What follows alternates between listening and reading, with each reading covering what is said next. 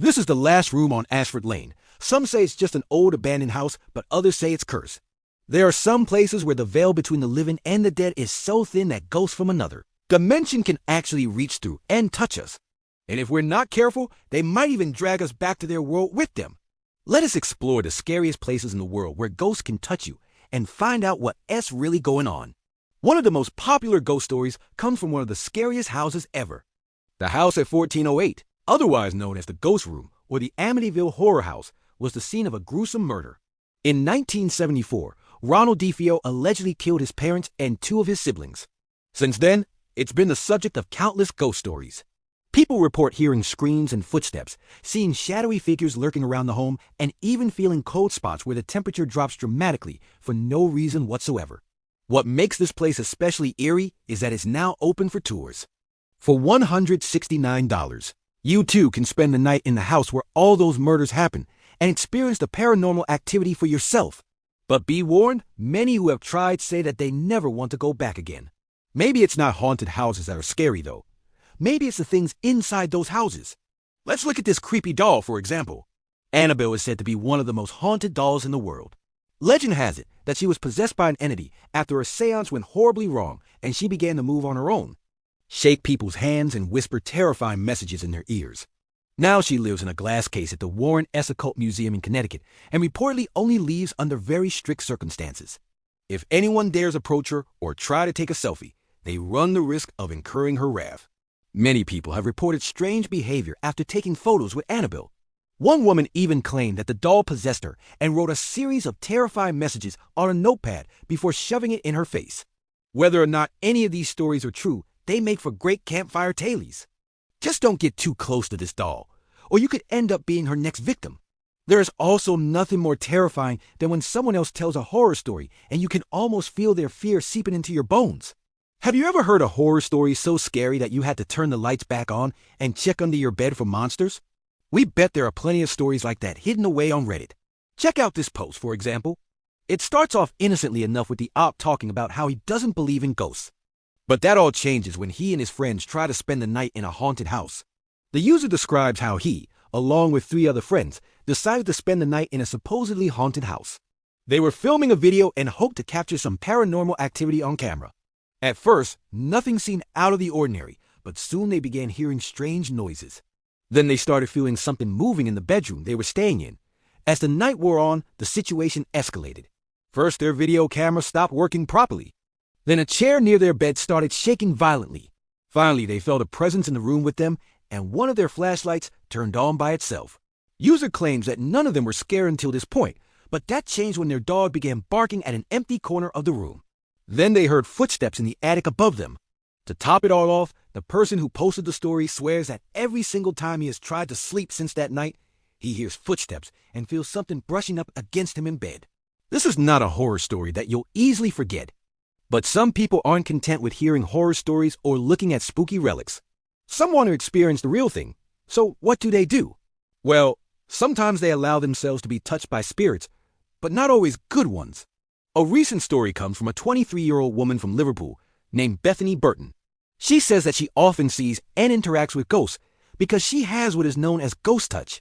According to the Daily Mail, this rare condition means that she can physically interact with spirits that pass through our earthly plane. Burton says that she's always been able to sense and see ghosts, but it wasn't until recently that she started to reach out and actually touch them. Of course, this is a pretty risky endeavor as you never know what kind of spirit you might encounter. But so far, Burton says that she's had mostly pleasant experiences. However, she has come into contact with negative energy that she describes as cold spots, shadows, or dark masses. These are the moments when she feels the urge to run away as fast as possible. But it seems like Burton isn't afraid of a little ghostly skin-to-skin contact. She hopes that one day she'll be able to use her abilities to connect with the spirits of loved ones who have passed on. Some places are so dark and disturbing that they become infamous. Take Alcatraz Island, for example. This former prison was once home to some of the most notorious criminals in history. Today, it's a popular tourist destination and reportedly one of the most haunted places in the United States. One of the most famous ghosts is that of Al Capone, the mobster who ruled Chicago during the Prohibition era. Another is Robert Stroud, a.k.a. the Birdman of Alcatraz, who spent 15 years at the prison after killing a guard. Visitors and staff have reported hearing cell doors slamming, footsteps in the prison yard, and even seeing shadowy figures lurking around the island. Even if you don't believe in ghosts, there are still some places that are best avoided. One such place is the Danvers State Hospital in Massachusetts, which operated as a mental institution from 1874 to 1991. It has since been converted into a luxury apartment complex, but the building remains empty due to the high levels of toxicity in the soil caused by decades of dumping hazardous materials.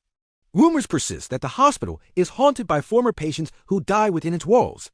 These include children who were allegedly starved and beaten by orderlies, and a woman who faced abuse and neglect, who gave birth in the hospital and then had her baby stolen. Whether or not these stories are true, they certainly add to the creepiness factor of this already unsettling location. Then there are other times when you least expect it. Sometimes all it takes is a creaky old house and a whisper in the dark. Imagine you're alone in your room at night when suddenly you hear a whisper. You dismiss it at first, assuming it's just your imagination playing tricks on you, but then it happens again. Closer this time, the voice seems to be coming from right outside your door. You can't make out the words, but you can feel the malice behind them. It's clear that whatever is out there doesn't want you to come out and explore. And yet curiosity gets the better of you, and you slowly open the door to investigate. All you see is darkness stretching out in front of you. As you step out into it, the whispering grows louder, and you feel an icy cold hand grab your shoulder. What do? You turn back and pretend you never heard anything at all, or do you follow the voice and find out what sits waiting for you in the darkness? When it comes to haunted houses, it's usually best to leave well enough alone. If you think a haunted house is bad, try being stuck in a haunted room. That's exactly what happened to one Reddit user who found himself trapped in a room with no way out. He described it as a small closet-like space with a single light bulb hanging from the ceiling and 4 bare walls. He didn't know how he got there or why, but he knew that he had to get out. But no matter where he walked, he couldn't find a door. After a while, he started to panic. Was this some kind of sick joke played by his friends? Had he wandered in here on his own? And if so, how was he supposed to get back to reality? The situation grew more and more dire until finally he noticed a faint glimmer of light coming from one of the corners. With renewed hope, he made his way towards it and discovered a small opening behind some boxes. It was just big enough for him to squeeze through. On the other side was a staircase leading up into darkness. Not knowing what else to do, he started climbing. Eventually, he came out into a bright hallway. Relieved to be free of the claustrophobic room, he started exploring his surroundings. To his horror, he realized that he was in a place that looked straight out of a horror movie. Blood splattered across the floor, the face paintings hanging crookedly on the walls, and strange symbols carved into the woodwork. Just as he was beginning to lose hope, he saw another door at the end of the hall. It was slightly ajar, and as he pushed it open, he found himself in what appeared to be an abandoned house. There was furniture overturned, dishes shattered on the ground, and toys strewn about the floor. But it didn't take long for him to realize that this place was also haunted. He could feel the eyes of unseen watchers upon him, and he could hear whispers echoing through the rooms. Fearing for his safety, he ran outside and flagged down a passing car. The driver took him back to where he had originally entered the house, and as the sun rose, he finally saw the front door. Shaken and confused, he made his way home, wondering if he would ever truly be free of the horrors he had seen that night. Some stories are simply too scary to tell. Others say that these stories can drive you insane. Consider this post, for example. The user begins by telling a story about a babysitter who is watching over a young boy. Suddenly, the boy begins acting strangely. He says that he wants some milk and cookies, but when the babysitter goes to get them, he stops her and tells her that he wants her to eat the cookies instead. She refuses, and the boy becomes upset. He throws himself on the floor and begs her to feed him. The babysitter eventually relents and breaks the cookie in half. She offers it to the boy, but he shakes his head and says that he wants her to eat both halves. She does as she's told, and the boy falls silent. The babysitter tries to change the subject, but the boy continues to ask her to eat more cookies. He tells her that he's hungry and wants her to feed him.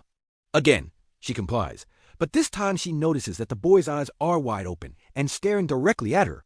As the night wears on, the boy's behavior becomes increasingly disturbing. He tells her that he's going to kill her and bury her in the backyard. She tries to laugh it off, but the boy insists that he's serious. He gets up from his chair and walks towards her with a pair of scissors in his hand. The babysitter screams and runs out of the house. In the end, this story may just be a cautionary tale about listening to children, but it is still a good reminder to keep your wits about you when you re alone in a dark house with a babysitter. When you visit some places, you may never come back the same. Why? Because there are some places where the veil between the living and the dead is so thin that it can let things through. Some of these things are malevolent, like the spirits that haunt certain areas. If you listen closely, you can sometimes hear their voices whispering on the wind. No matter how hard you try to ignore them or block them out, their presence lingers in your mind long after you've left. Others say that certain places are simply cursed. It doesn't matter if you believe in curses or not. Some places are just best avoided. One such place is the Bangar Fort in India. Legend has it that the fort is cursed, and anyone who enters it will never leave. While there is no evidence to support this claim, it hasn't stopped people from trying to test their luck. One thing's for sure, if you do decide to enter the Bangar Fort, you won't be the same ever again. It's not just places that can be haunted. Sometimes objects can hold dark secrets too. Take this antique vanity mirror, for example. It may look like a beautiful piece of furniture with its ornate frame and tarnished silver backing, but it could also be a gateway to another world. Some say that if you stare directly into the mirror, you'll see the reflection of a ghostly figure standing behind you. Others claim that the mirror can transport you to a different time and place, one filled with unimaginable horrors. And then there are the things we use every day that may seem normal on the surface, but are actually hiding something sinister. Take wallpaper, for example. You probably think of it as a simple way to decorate your home and hide ugly walls. But what if I told you that some wallpapers are hiding something more sinister? There are some wallpapers that feature faces staring directly at you. Their eyes follow your every move, and their smiles seem to mock your fear. No matter what you do, some places will always be haunted. Even if you manage to escape the clutches of a ghost or a curse, you may never be free from the memories of what you experienced there. Some places are like that.